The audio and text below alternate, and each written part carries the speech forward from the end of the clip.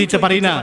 এই জন্য আল্লাহ ইমাম গাজ্জালী রাহমাতুল্লাহ আলাইহি বলেন, লা ইয়াদখুলুল জান্নাতা ইল্লাল আলিমুন, আলেম ছাড়া জান্নাতে প্রবেশ করতে পারবে না। এই আলেম বলতে ওই আলেম যে আলেম অর্থাৎ জ্ঞান অর্জনকারী, দ্বীনের জ্ঞান অর্জনকারী, যে জ্ঞান অর্জন করা একেবারে ফরজ। قال النبي صلى الله عليه وسلم তালাবুল ইলমি ফারিজাতুন আলা কুল্লি মুসলিম ওয়াল মুসলিমা, প্রত্যেকটা মুসলমান নরনারীর জন্য দ্বীনি ইলম অর্জন করা ফরজ। ফরজ কতটুকু?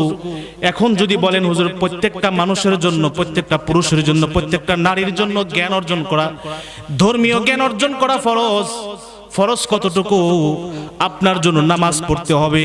এই নামাজ পড়তে যতগুলো মাসলা জানা দরকার, এই মাসলাগুলো নামাজ যেমন ফরজ, ওই সম্পর্কে জ্ঞান অর্জন করা আপনার জন্য ফরজ। আপনার যাকাত দেওয়া ফরজ, এই যাকাত সম্পর্কে জ্ঞান অর্জন করা ফরজ। আপনার রোজা রাখা ফরজ, রোজা সম্পর্কে জ্ঞান অর্জন করা ফরজ। কখন রোজা রাখতে হবে, কখন রোজা ভাঙতে হবে, কখন ইফতার করতে হবে, কখন সাহারি করতে হবে, এই সম্পর্কে জ্ঞান অর্জন করা আপনার জন্য ফরজ। আপনার জন্য হজ ফরজ, হজের হুকুম হাকামগুলো, হজের ফরজগুলো, হজের ওয়াজিবগুলো, হজ যেমন ফরজ, হজ সম্পর্কে আপনার জ্ঞান অর্জন করা ফরজ। ইতিকাফ করা যখন আপনার উপর ওয়াজিব হয়েছে, সুন্নাতে ইতিকাফ যখন করেন, এই সুন্নত একটি হুকুম পালন করার জন্য, এই সুন্নত ইতিকাফের জন্য তার সম্পর্কে জ্ঞান অর্জন করা আপনার জন্য সুন্নাহ।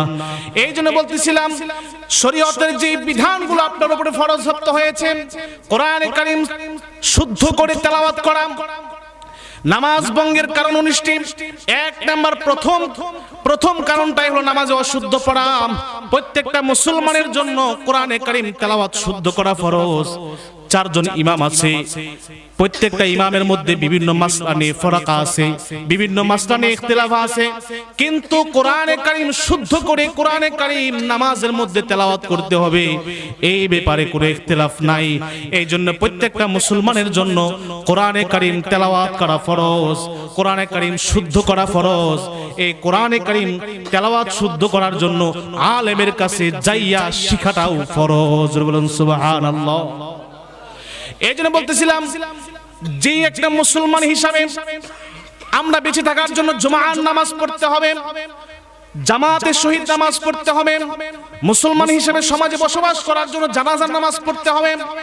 জানাজার নামাজ ফরজুল কিফায়া।